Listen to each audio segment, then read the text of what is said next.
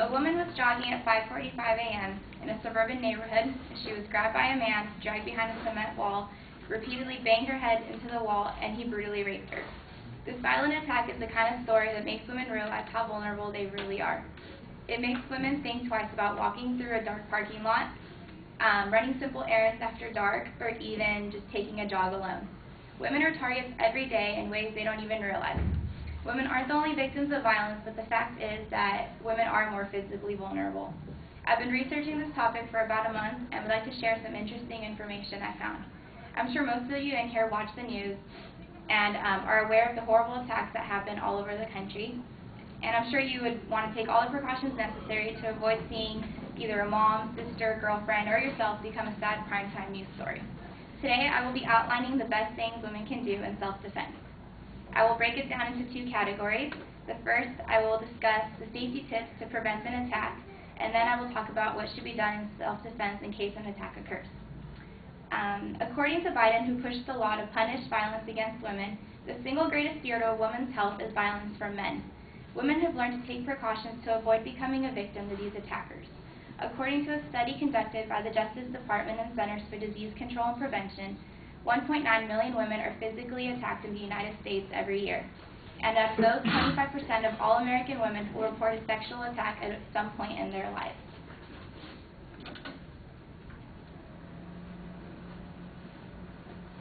Okay.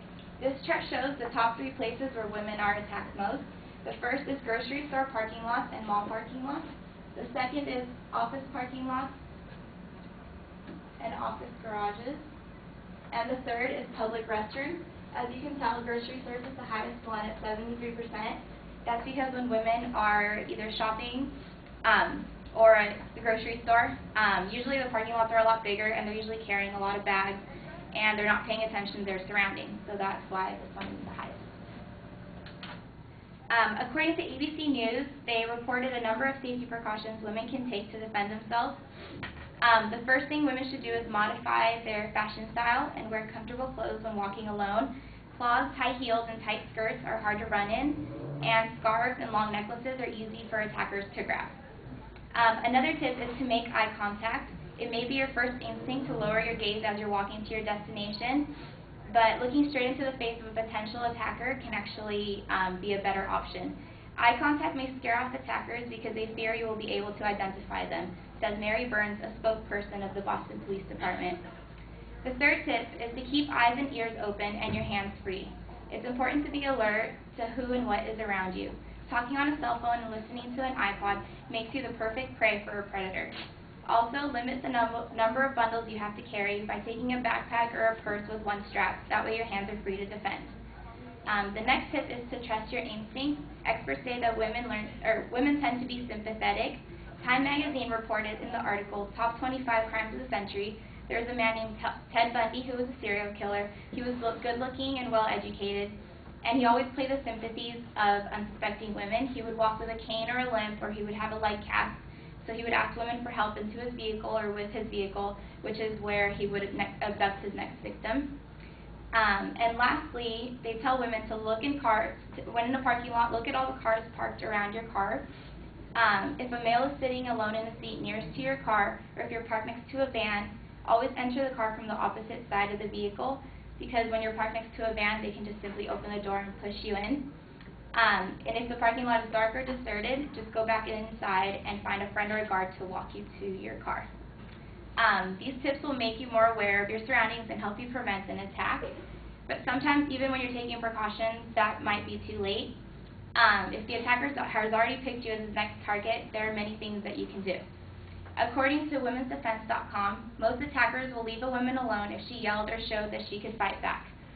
I will describe some things you can do in order to show that you can fight. If you're grabbed around the waist from behind, pinch the attacker under the arm between the elbow and the armpit very hard. If you try pinching yourself in that place as hard as you can stand it, it hurts a lot. Taekwondo instructor Mike Mallon stated, the elbow is the hardest point in your body. If you're close enough to use it, always do. Also, if the predator has a gun and you're not under his control, take off running. Deputy Charles Beck reported the predator will only hit you, a running target, 4 out of every 100 shots. So your best bet is to take off running. Stay put. Do not let your attacker take you down to an abandoned area. If he does, the likelihood that you will be seriously injured increases tenfold, says Burns of Boston PD. You do not want to get to crime scene number 2, so do whatever it takes and never give up. Hit the attacker where it counts.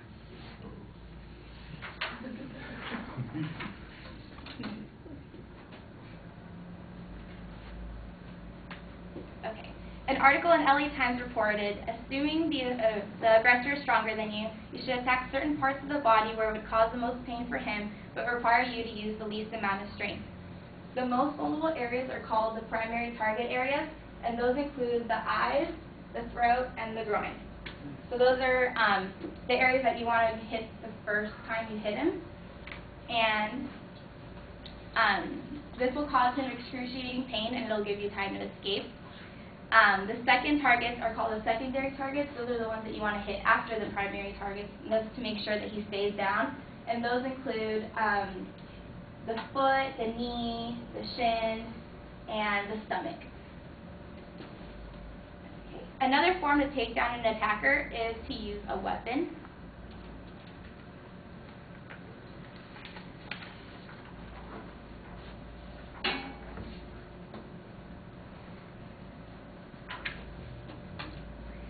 According to JustYellFire.com, companies today have modified their self-defense weapons to fit the need of women. In this picture, there's 2 types of weapons. The top 2 are pepper spray, and this one is a stun gun or a taser. If you notice, this one's decorated with rhinestones, and that one's disguised as a lipstick case. So that way the attacker, women can carry it in their purse and nobody will think it's a weapon.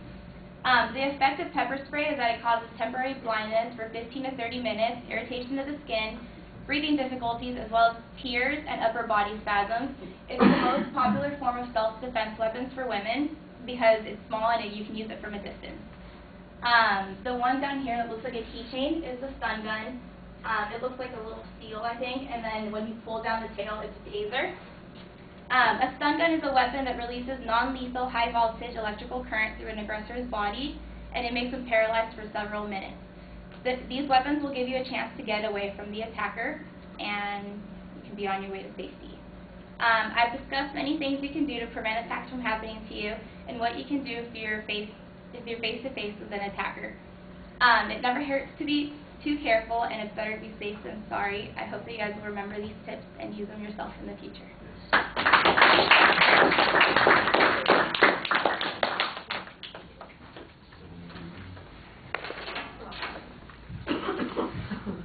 So, Jonathan, what did you think?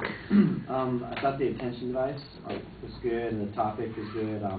The thesis statement was very clear. I like she spoke very clearly and confident, and she had good sources. Although I think she did a little bit too much reading from the paper than actually talking to everyone else. But other than that, I thought it was really well. Yeah, I'm going to echo a lot of that. I thought it was very well planned. The structure's easy to follow. You've got a good dramatic attention device. I think the topic actually stays a little vague for a while. Once you get to the thesis, though, everything is clear, and the structure is nicely laid out.